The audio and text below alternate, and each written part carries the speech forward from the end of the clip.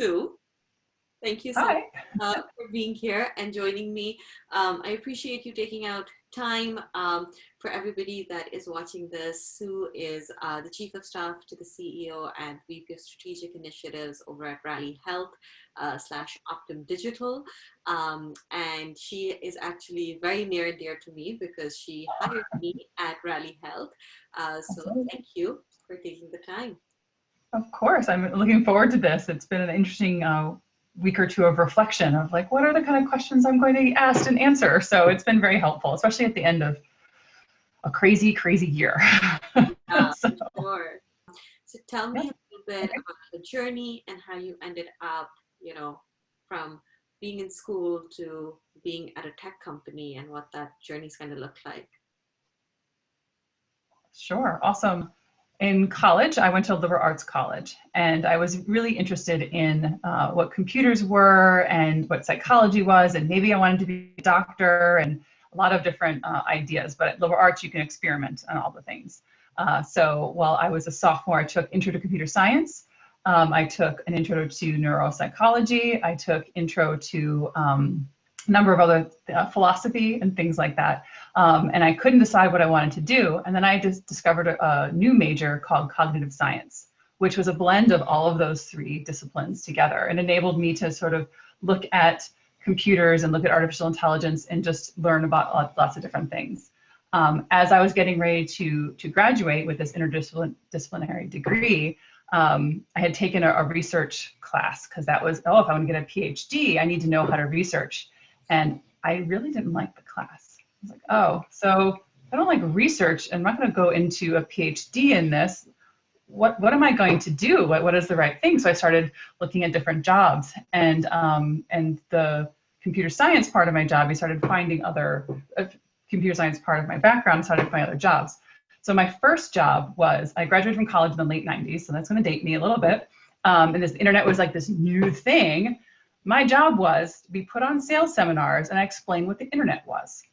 So it was fantastic. It was a 30-person company. I got to travel around the world.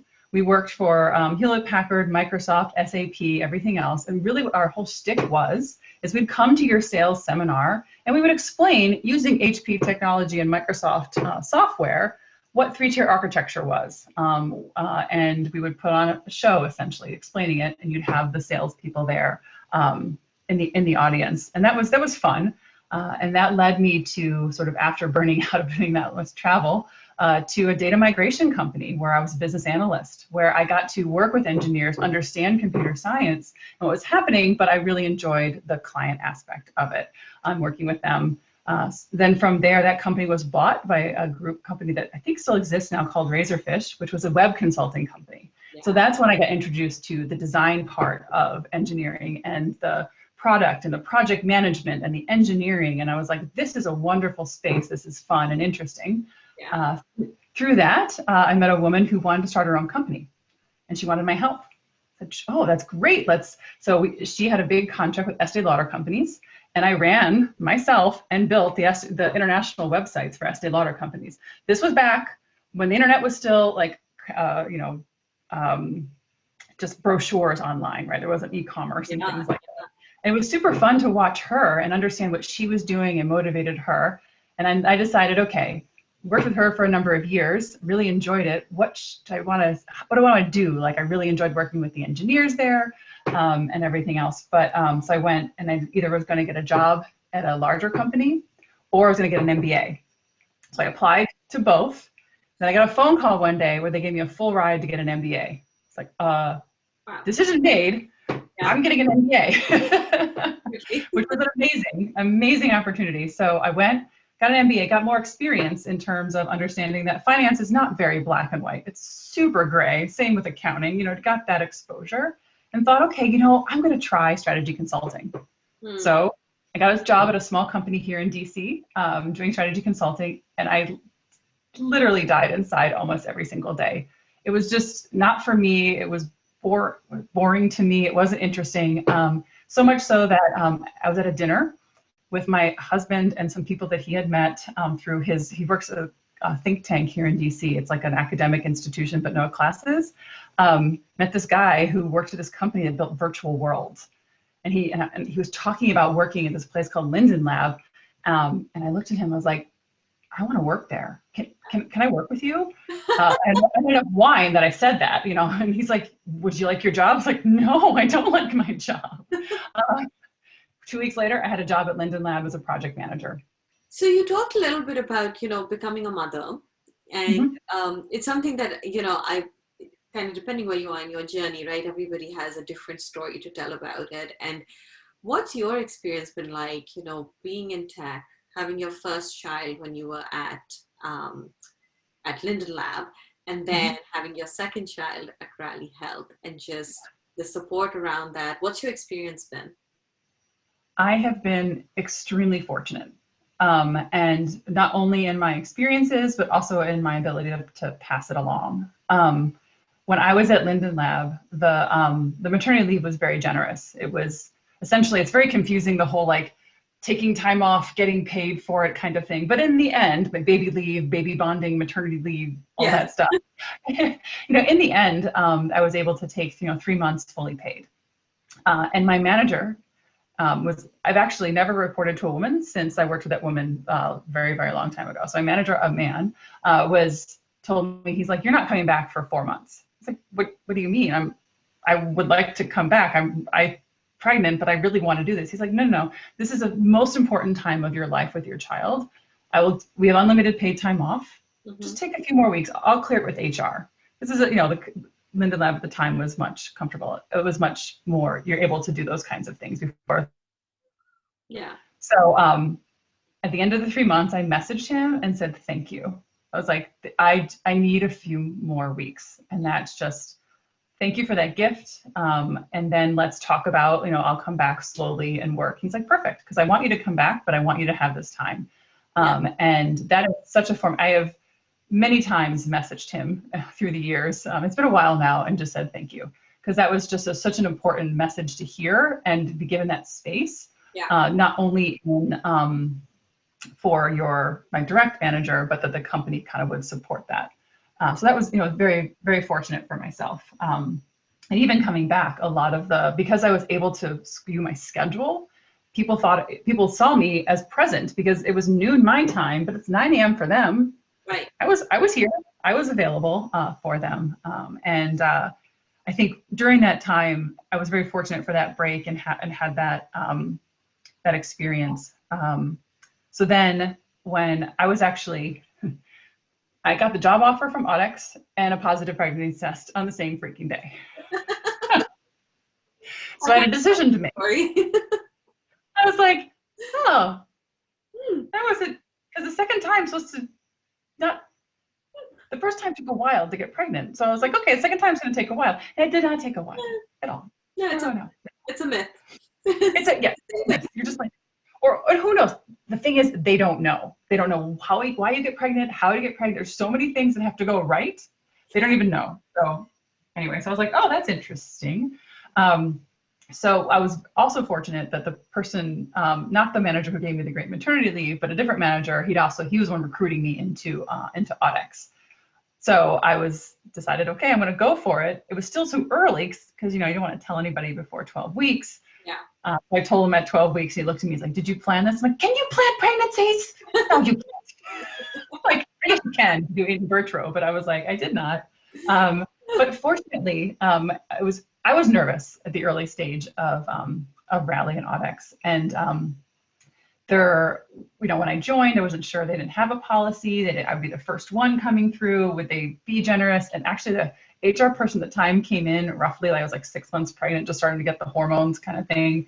And she's like, Sue, I'm so excited to tell you, we're able to offer you 8 weeks of maternity leave. I was like, that's not going to work for me. Because that was like a board conversation. And fortunately at the time, there was the CFO of Xxo at the time walked in, closed the door to my little office thing. And he said, no, just take the time you need. We want you to come back, do what you want, and so that was fortunate. I was able to take, my son was actually born in October, my second son. So I was able to take through Christmas and then come back early the next year. Things have changed at Rally in the last 8 or 9 years. It's gotten more, but when you're smaller, you can do it. And I think for me, just for the experience at Linden Lab and the experience at Audex and Rally, because I had that start, I kind of just went in as, okay, people aren't accept the fact that I need to go pump right now or doing other things. I just kind of left it. Yeah. However, when, I guess it's like 5 years ago now, end of 2014, my son was born in 2012. I was doing way too much. I was being a mom, I was being a wife, I was being growing an organization, I was doing all kinds of things. I was exhausted and I wasn't listening to myself or my body. So I went and I was still exercising, but not properly taking care of myself. And so my body said, so you got to slow down. And I slipped a disc in my back. I couldn't walk for a couple of weeks until it got diagnosed as a slip disc and things like that. So that said, while I had this great, I can have a baby, I can do all these things, I was doing too much. And that my body really sort of slowed me down a lot based on that. So I think, while I can paint this great picture of my maternity leave and the way I did, I was still trying to do it all. I was still trying to, and like your wife and marriage and friends and work and and especially work at social places like we do. Like you gotta be out and socialize. Yeah, no, I'm so glad you're talking about that, Sue, because I think that's one of the things, right? Like being pregnant is actually wonderful. I have loved both my pregnancies. You're big and round. Everybody's nice to you. It's great. Because it's visible. They see it, right? They'll get up and give you a seat. And you got to go pee in the middle of a meeting. You got to go pee. Otherwise, no one wants to be in that room anymore. Exactly. So that's a wonderful phase. And then, explaining to your teams that you're going on maternity leave, it really depends on what their experience has been. I have most certainly had some junior members be like, oh, that's like a really nice vacation. I don't think you know what childbearing exactly is like, but all right. Thanks, but you just wait. You just wait. But I think, that jarring impact when you come back to work. Yes. And you're ambitious like people like you and me are. And you're still going at 1,000 miles.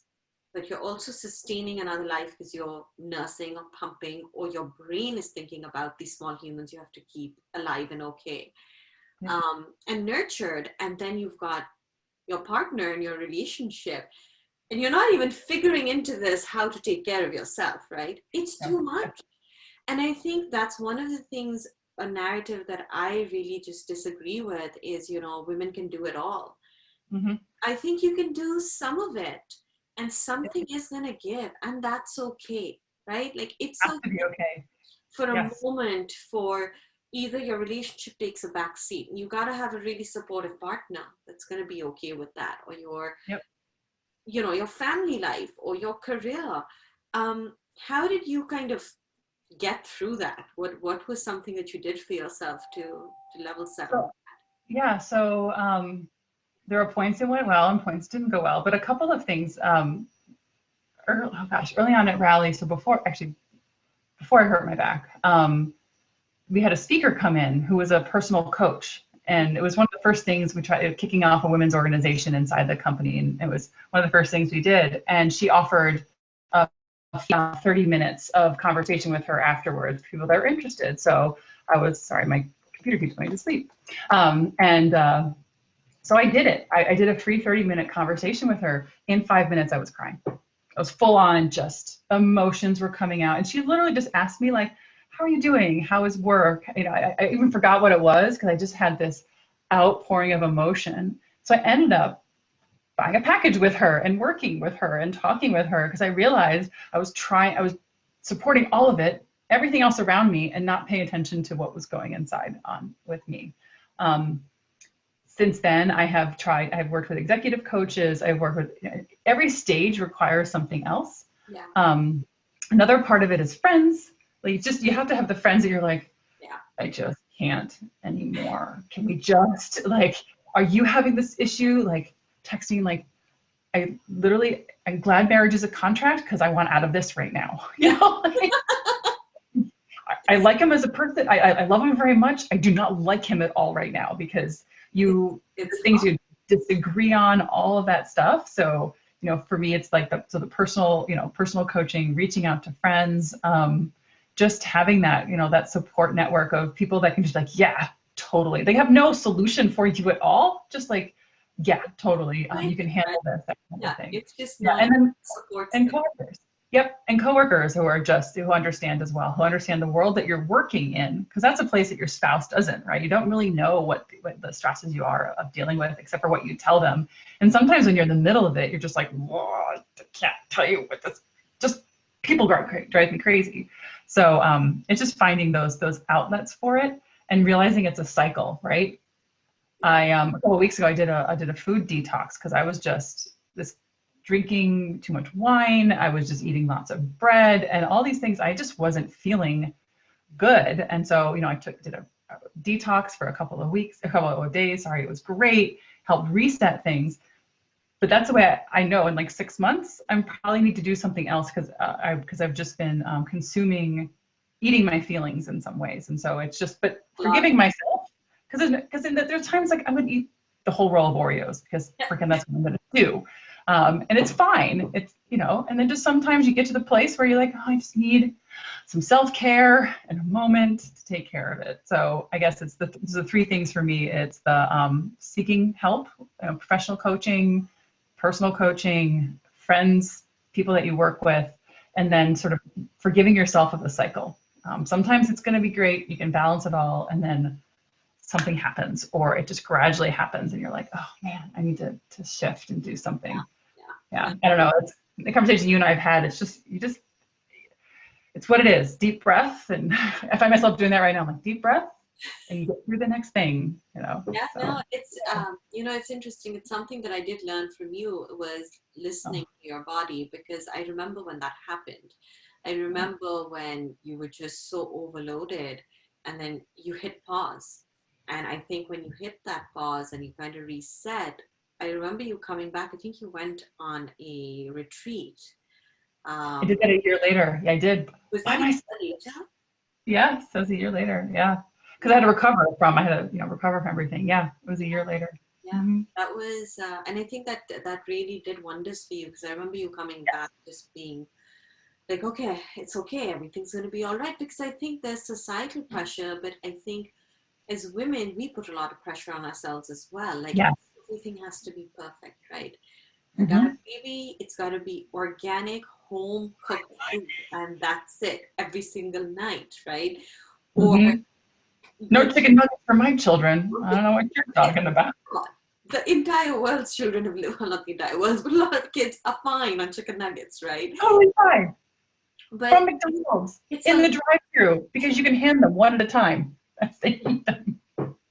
Perfectly fine. What's your support system of women? Like, what's that like secret cabal of women that you have, that you derive your strength and energy from? And it doesn't even have to be women, right? Like for a lot of us, it's really a lot of the men that we work with that lift us up as well. Talk to me a little bit about that. So for right now, in this end of 2020, when I can't see my friends as much, there's two friends outside of work who are my support network. Luckily, one of them lives down the street, and so she and I do social distance outside. She has a new dog. You see my dog on the bed there. Just adopted her as well. So we do doggy play dates. So she is a stylist, and people, I think of stylists, think of fashion. She's fashion is one of her tools, but she talks about just taking care of yourself, and as part of her career and what she has done. And so she has just been she has an amazing energy, and just like talking with her, and she'll just say things like, "You are just so amazing," and it just comes from this place of caring and loving. And I just we had a doggy play date this morning. I'm like, this is my favorite way to start the day, because we're chatting about things. She has one son, and we talk about our marriage. We talk about our children, and all those different kinds of things. And she's just has this light and perspective. And as part of what she does, she's often kind of her own like personal counselor to her clients. So she and I talk about that, and it's been great. And my other good friend, she is very much like my husband, which is great. Weird, I know, but like when I don't understand him, I call her. That's helpful. so helpful. I'm like, Yeah. because I'm in my head, and my head is right. My head is damn straight right. Like, and I totally get where I'm coming from. And she's an amazing person, and I mean that in the most loving way of like, she's just and she also is very in her in her career is more driven than I am, and just very matter of fact about things, and just having that perspective is great. Yeah. I am extremely fortunate to have women that I work with who are just amazing.